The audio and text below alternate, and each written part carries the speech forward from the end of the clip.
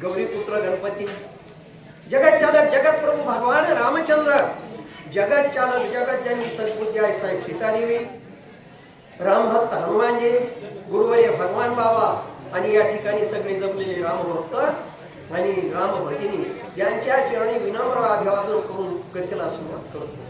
संत सज्जना साष्टांग नमन, श्रोते जनासी लोटांगण, करावया कथा निरूपण, ज्ञानदान मज द्यावे प्रभू तुम्ही महेशाची मूर्ती, मी तव धुळा अर्चित हर्षे भक्ती, बोल जरी गंगावती तरी स्वीकारावी की.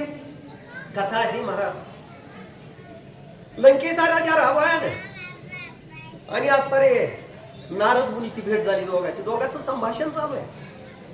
त्यावेळेस रावणाने विचारलं कुणाला, नारद मुनीला, महाराज कारण मला मृत्यू कुणाच्या हाताने मी कसा मारणार आहे. तर त्यावेळेस आणि रामचंद्राच्या हाताने मृत्यू असं नारद मुनीने सांगितल्यानंतर, कारण राक्षस जरी असला तरी संताची अपाई हा माझा विश्वास, अशा प्रकारचा विश्वास आता माझा राक्षस बी असला तरी. आणि त्याला सांगितलं मृत्यू कोणाच्या हाताने आणि तो राम कुठे कोण्या ठिकाणी जन्म घेणार आहे त्याच्यात मला कसं कळलं. अशा प्रकारे असताना तो लंकेचा राजा रावण